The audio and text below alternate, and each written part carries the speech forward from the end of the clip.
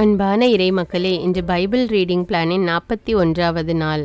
இன்று நாம் வாசித்து அறிய இருக்கிற விவிலிய பகுதி இணைச்சட்டம் அதிகாரம் 5 முதல் 8 வரை. அதிகாரம் 5இல் ஆண்டவர் இஸ்ரேல் மக்களுக்கு கொடுத்த 10 கட்டளைகளை மோசே நினைவுபடுத்துகிறார். அதிகாரம் 6இல் கட்டளைகளுக்குள் முதன்மையான கட்டளை எது என்ற கேள்விக்கான பதில் இடம்பெற்றுள்ளது. அதாவது, நம் கடவுளாகிய ஆண்டவர் ஒருவரே ஆண்டவர். உன் முழு இதயத்தோடும் உன் முழு உள்ளத்தோடும் உன் முழு ஆற்றலோடும் உன் கடவுளாகிய ஆண்டவரிடம் அன்பு கூறுவாயாக. இதுதான் முதன்மையான கட்டளை. அதிகாரம் 7இல் ஆண்டவர் இஸ்ரேல் மக்களை தம் சொந்த மக்களாக தேர்ந்து கொண்டு அவர்கள் மீது அன்பு கூர்ந்ததால் வளமிகு நாட்டை அவர்களுக்கு உரிமையாக கொடுத்தார். அதிகாரம் 8இல் செல்வ செழிப்போடு வாழும்போதும் ஆண்டவருடைய கட்டளைகளை மறந்துவிடக்கூடாது என்றும் அவருடைய கட்டளைகளை குறித்து எச்சரிக்கையாயிருக்க வேண்டும் என்றும் ஆண்டவர் கூறுகிறார். இணைச்சட்டம் அதிகாரம் 5 முதல் 8 வரை தொடர்ந்து வாசித்து முழுமையாக அறிந்து கொள்வோம். இணைச்சட்டம் அதிகாரம் 5. 10 கட்டளைகள். மோசே இஸ்ரேலர் அனைவரையும் வரவழைத்து கூறியதாவது: இஸ்ரேலரே, உங்கள் காதுகள் கேட்க நான் இன்று கூறப்போகும் நியமங்களையும் முறைமைகளையும் கேளுங்கள். அவைகளை கற்று கடைபிடிப்பதில் கருத்தாயிருங்கள். கடவுளாகிய ஆண்டவர் ஒரேபில் நம்மோடு ஒரு உடன்படிக்கை செய்து கொண்டார். நம் மூதாதையரோடு ஆண்டவர் இது போன்ற உடன்படிக்கையை செய்து கொள்ளவில்லை. மாறாக நம்மோடு, ஆம், இன்று இங்கு குடியிருக்கும் நம் அனைவரோடும் செய்து கொண்டார். மலையில் நெருப்பின் நடுவில் இருந்து ஆண்டவர் உங்களோடு நேருக்கு நேர் பேசினார். ஆண்டவரின் வாக்கை உங்களுக்கு அறிவிக்க நானே அவ்வேளையில் ஆண்டவருக்கும் உங்களுக்கும் இடையே நின்றேன். ஏனெனில் நீங்கள் நெருப்பை கண்டு அஞ்சினீர்கள். மலை மீதும் ஏறவில்லை. அப்பொழுது அவர் கூறியது: உன் கடவுளாகிய ஆண்டவர் நானே. அடிமைத்தன வீடாகிய எகிப்து நாட்டிலிருந்து உன்னை புறப்பட செய்தவர் நானே.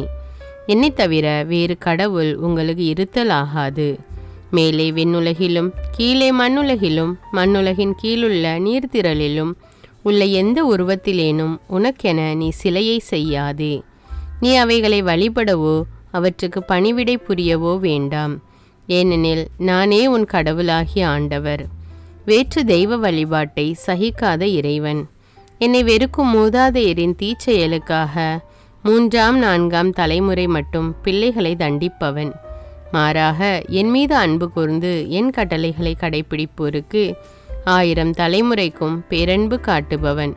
உன் கடவுளாகிய ஆண்டவரின் பெயரை வீணாக பயன்படுத்தாதே. ஏனெனில் தம் பெயரை வீணாக பயன்படுத்துபவனை ஆண்டவர் தண்டியாது விடார். உன் கடவுளாகிய ஆண்டவர் உனக்கு கட்டளையிட்டபடி ஓய்வு நாளை புனிதமாக கடைபிடி. 6 நாள்கள் நீ உழைத்து உன் அனைத்து வேலைகளையும் செய்வாய். 7ஆம் நாளோ உன் கடவுளாகிய ஆண்டவருக்கான ஓய்வு நாள்.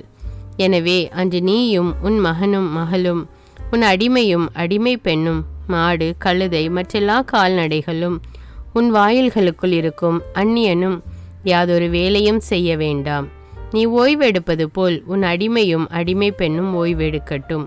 எகிப்து நாட்டில் நீ அடிமையாயிருந்தாய் என்பதையும் உன் கடவுளாகிய ஆண்டவரே தம் வலிய கரத்தால் ஓங்கிய புயத்தாலும் உன்னை அங்கிருந்து கூட்டி வந்தார் என்பதையும் நினைவில் கொள். ஆதலால் ஓய்வு நாளை கடைபிடிக்க வேண்டுமென்று உன் கடவுளாகிய ஆண்டவர் உனக்கு கட்டளையிட்டார். உன் தந்தையையும் தாயையும் மதித்து நட. இதனால் உன் கடவுளாகிய ஆண்டவர் உனக்கு அளிக்கும் நாட்டில் நீ நெடுநாள் நலமுடன் வாழ்வாய். உன் கடவுளாகிய ஆண்டவர் உனக்கு இடும் கட்டளை இதுவே: கொலை செய்யாதே, விபச்சாரம் செய்யாதே, களவு செய்யாதே, பிறருக்கு எதிராக பொய் சான்று சொல்லாதே, பிறர் மனைவியை காமுறாதே, பிறர் வீடு நிலம் அடிமை பெண் மாடு கழுதை அல்லது பிறர்க்குரியது எதையுமே கவர்ந்திட விரும்பாதே. இவ்வார்த்தைகளை ஆண்டவர் மலை மேல் நெருப்பு மேகம் காரிருள் நடுவிலிருந்து உரத்த குரலில் உங்கள் சபையோர் எல்லோரிடமும் பேசினார். மேலும் வேறு எதையும் கூட்டாமல் அவர் அவற்றை 2 கற்பலகைகளில் எழுதி என்னிடம் தந்தார். மக்களின் அச்சம். மலையில் தீப்பற்றி எரியும் பொழுதே இருளின் நடுவிலிருந்து வந்த குரலொலியை நீங்கள் கேட்டதும் நீங்கள் எல்லோரும் உங்கள் குல தலைவர்களும் உங்கள் பெரியோர்களும் என்னை அணுகினீர்கள்.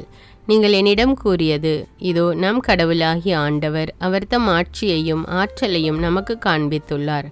மேலும் நெருப்பின் நடுவிலிருந்து வந்த அவரது குரலையும் நாம் கேட்டோம். கடவுள் மனிதரோடு பேசியதையும் ஆயினும் அம்மனிதன் உயிரோடு இருப்பதையும் இன்று கண்டோம். அப்படியானால் இப்பொழுது நாங்கள் ஏன் சாக வேண்டும்? ஏனெனில் இப்பெரும் நெருப்பு எங்களை விழுங்குமே. நம் கடவுளாகிய ஆண்டவரின் குரலை இனியும் கேட்போமாகில் நாங்கள் மடிவோம். நெருப்பிலிருந்து பேசுகின்ற வாழும் கடவுளின் குரலை நாங்கள் கேட்டும் உயிரோடு இருப்பது போல் கடவுளது குரலை கேட்டும் உயிரோடு இருக்கின்ற மானிடன் எவனாவது உண்டா?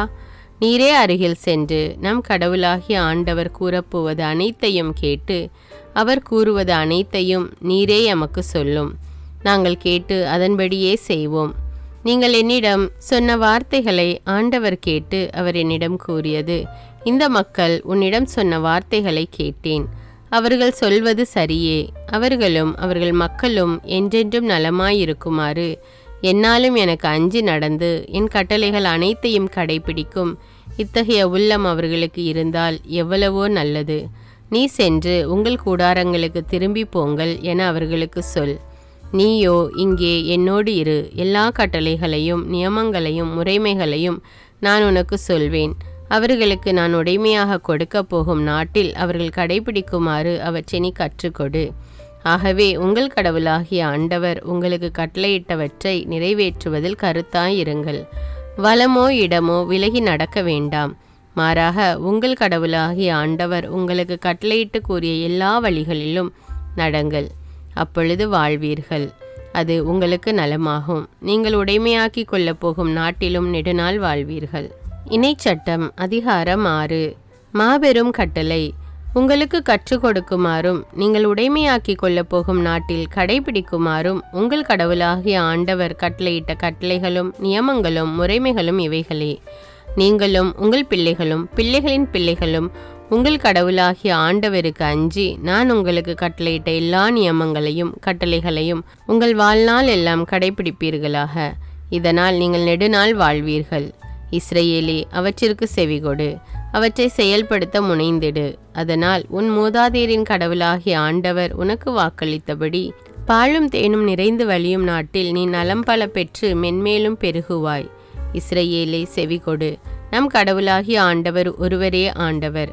உன் முழு இதயத்தோடும் உன் முழு உள்ளத்தோடும் உன் முழு ஆற்றலோடும் உன் கடவுளாகிய ஆண்டவரிடம் அன்பு கூறுவாயாக.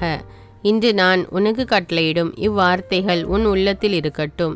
நீ அவற்றை உன் பிள்ளைகளின் உள்ளத்தில் பதியுமாறு சொல்.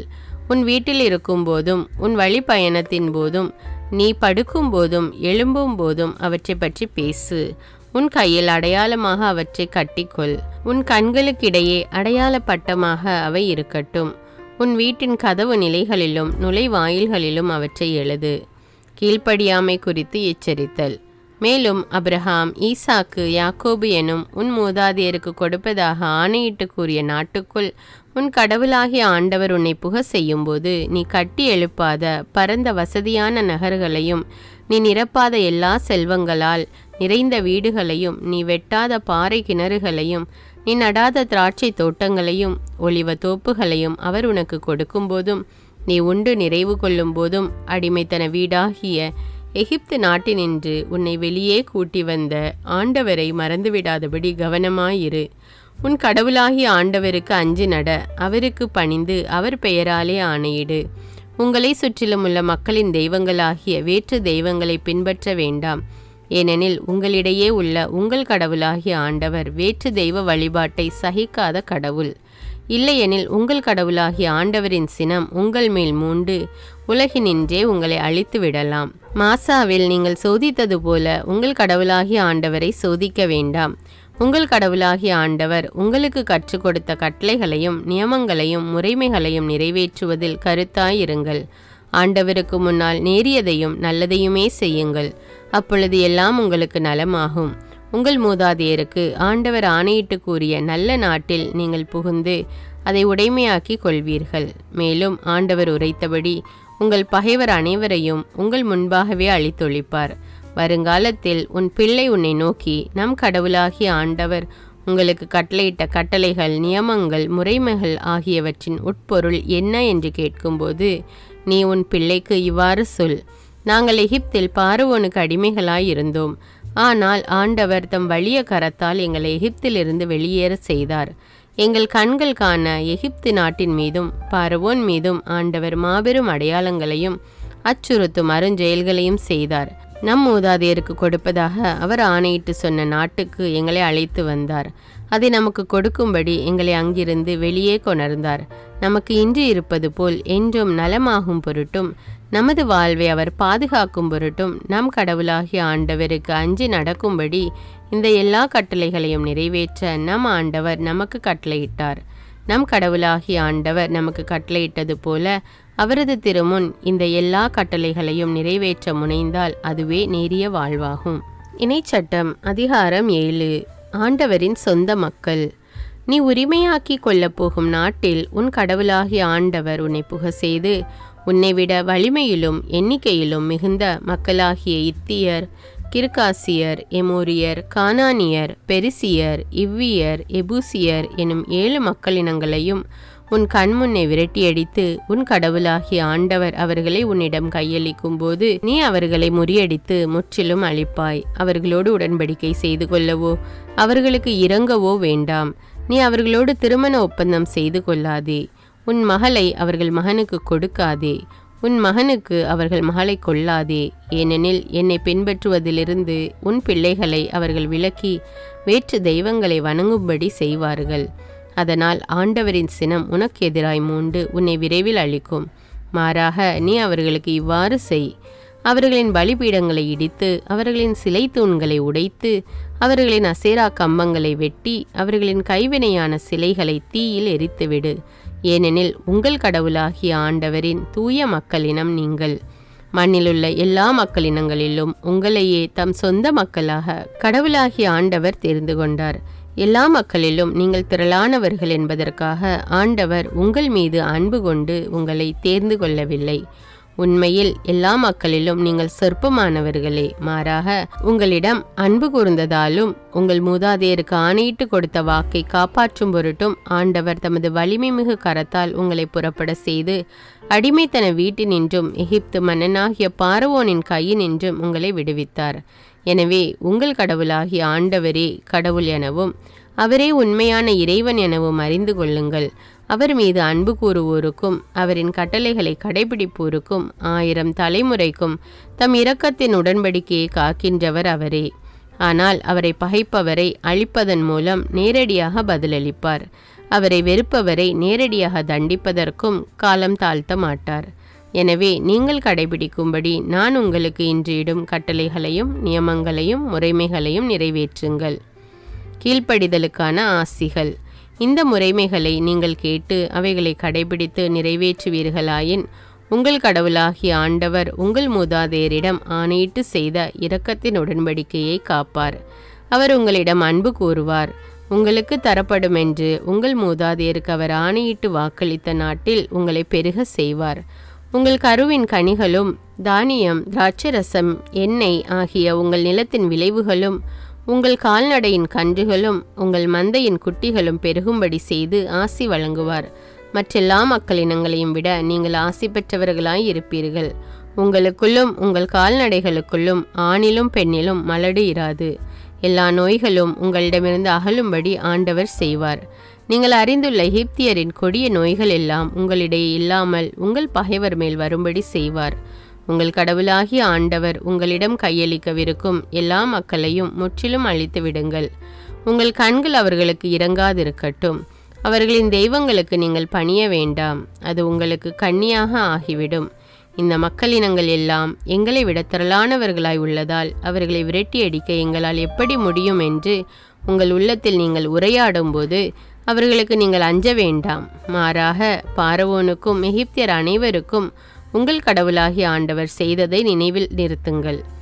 உங்கள் கண்கள் கண்ட கொடிய வாதைகளையும் உங்களை புறப்படும்படி செய்யுமாறு உங்கள் கடவுளாகிய ஆண்டவர் தம் வலிமை மிகு கரத்தினாலும் ஓங்கிய புயத்தினாலும் புரிந்த அடையாளங்களையும் அருஞ்செயல்களையும் நினைவில் நிறுத்துங்கள்.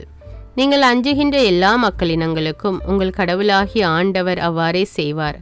அதற்கும் தப்பி உங்களிடமிருந்து ஓடி ஒளிந்து கொள்பவர்களுக்கே உங்கள் கடவுளாகிய ஆண்டவர் செங்குளவிகளை அனுப்பி அவர்களை அழிப்பார்.